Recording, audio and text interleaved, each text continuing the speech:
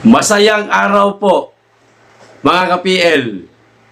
Kung namigay po si Speaker Martin Romualdez ng tig-2 kilo ng bigas na ayon po sa mga nakatanggap, di naman daw gaano kagandahan ang variety ng bigas, mga kababayan. Pero tinanggap na lang po nila kahit papaano magagamit pa rin naman daw di umano ang bigas kahit na yung low quality di umano na variety. Ha? Tinanggap na lang nila. Okay, sa wala, total pera naman natin yan dapat lang na pakinabangan nila at tanggapin nila yung bigas na pinamudmod ni Martin Romualdez. Ngayon, mga kababayan, si Tatay Digong, partida na. Wala na po siyang kapangyarihan. Hindi na po siya elected official. Wala na siyang malaking pondo. Pero, namigay pa rin po, mga kababayan, ng magandang klaseng bigas. At hindi lamang po tig-2 kilong bigas, kundi sako-sako po ang ipinimigay ni Tatay Digong, mga kababayan. Magandang klaseng bigas, mga kababayan. Hindi po katulad nung ang variety Romualdez rice. What? Ito po ang retrato, ipapakita ko po sa inyo na katunayan namigay po ang ating Tatay Digong, mga kababayan. Pero bago po itong mga picture ni Tatay Digong sa pamamahagi niya ng bigas, ipakita ko po muna sa inyo yung bigas ni Speaker Martin Romualdez. Alam ko po, nakita na ho ninyo ito. Pero, ang nakakatuwa ho dito, mga kababayan, ay yung taong nag-share. Ipinost niya po sa kanyang social media account. Eto, unahin natin tong bigas, mga kababayan, ni Speaker Martin Romualdez. Okay, para medyo mayroong good vibes, mga kababayan, kasi natuwa ho ako dito sa nag-share nga. Ayan yan po yung bigas ni Speaker Martin Romualdez, mga kababayan. Tinanggal na yung mukha, tinanggal na yung logo ng House of the Speaker, tinanggal yung pangalan, pero nanatili po yung apelyido.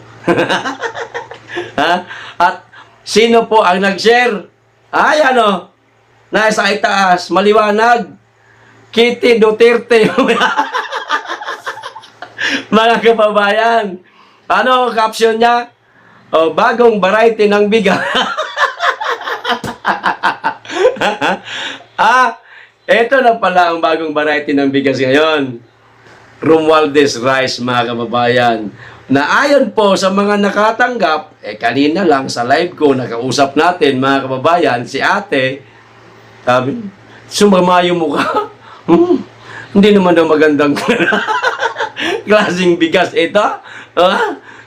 Siyempre sabi, mga nakatanggap ka, ate, hindi ako kumuha.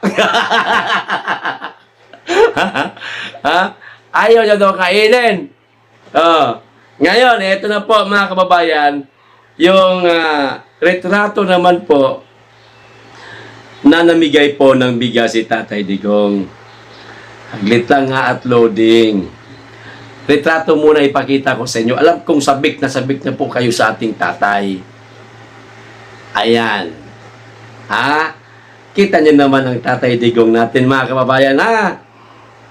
Hindi na presidente yan, hindi na mayor yan, pero tuloy-tuloy pa rin po ang pagtulong sa mga kababayan natin. Ayan pangalawang picture, malaking truck, mga kababayan, wing van ang ginamit. Pag wing van, malaking truck ho yan. Oh.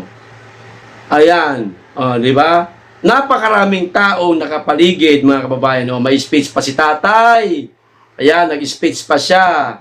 Oh, nasa covered court, mga kababayan, na napakaraming tao ho nito.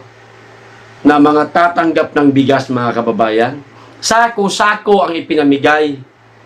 O ngayon, basahin ko naman po itong caption para malaman po natin, mga kababayan, kung saang lugar po ito ipinamigay ni Tatay Digong. Ang sabi po dito sa FPRRD supporters na Facebook page, mga kababayan, FPRRD nagpaulan ng bigas sa Pakibato, mga kababayan. Pakibato. Ayan, nagpaulan. Yung kay kay Romualdez, mga kababayan, ambon lang yun. Ambon. Okay, tatay, ulan talaga kasi nga, sako-sako di umano ang pinamigay. O, ito pa. Ang dati communist rebel infested na Pakibato District sa Davao City ay nagdiwang nang si Tatay Digong ay namahagi ng 2,600 sako ng bigas sa mga residente nito.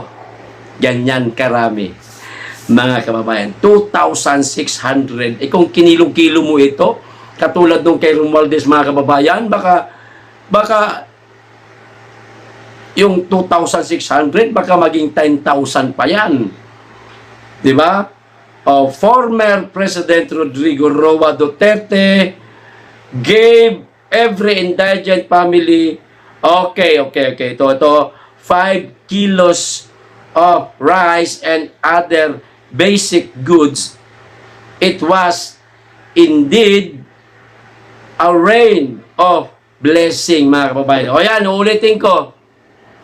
Sako-sakong bigas nga naman, yung nakikita natin. Pero, tigil lamang kilo. Ayan. Hindi po katulad ng isa na 2 kilo lang. At hindi natin malaman kung masarap bang klaseng variety yon. Eto, sigurado to. Ito yung mga bagong bigas ngayon na imported na ang pangalan siguro Kohako. Mabango, malambot, masarap kainin, mga kababayan. Hindi po mananakit ang pangamo, lalo pag bahaw. Ewan ko lang yung kay baka pag bahaw yun, si Bantay nakakain nun. Ulitin ko. Nakita natin sa kasakong bigas, di ba? Pero tig 5 kilo po. Okay? Ito pa. Pakibato was once an NPA bulwark in the city of Davao, but thanks to FPRRD, it has become insurgency-free through his NTF-ELCAC's whole of nation approach. Ang ulan ng pagpapala ay tinanggap ng mga kababayan nating Davaoenyo at sila ay masaya na muling masilayan ang dating Pangulo ng bansa na aktibo pa rin tumutulong sa mga nangangailangan. More power, Tatay Digong. Pakibato District, mga kababayan. Kita nyo naman. Sa bagay, yung kay Martin, mga kababayan, sako-sako bigas din yun. Kaya lang, nakasupot-supot na, siguro 2 kilo yata yung isang ganun, o 1 kilo. Di ko alam hindi naman ako nakatanggap, mga kababayan No? Hindi ako may sabi lilinawin ko lang na di umano'y hindi naman kagandahan ang variety na ang tatak Romualdez rice. Ayan. Hindi ako may sabi Ninilinaw ko lang. Kundi yung mga nakatanggap, yun po ang reaksyon nila. Nung isinaing na di umano nila, mga kababayan, ayun, ayawan lang.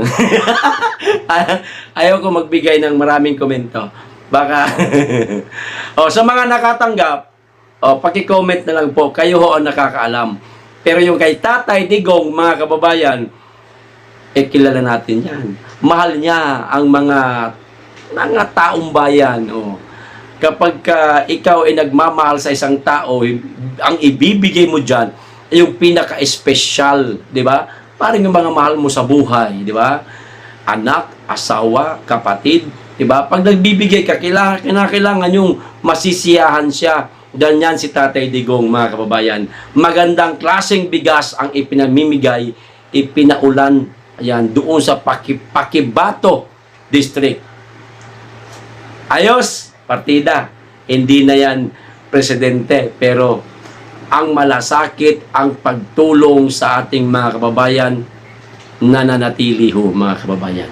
Kaya, Tatay Digong, saludo kami sa iyo.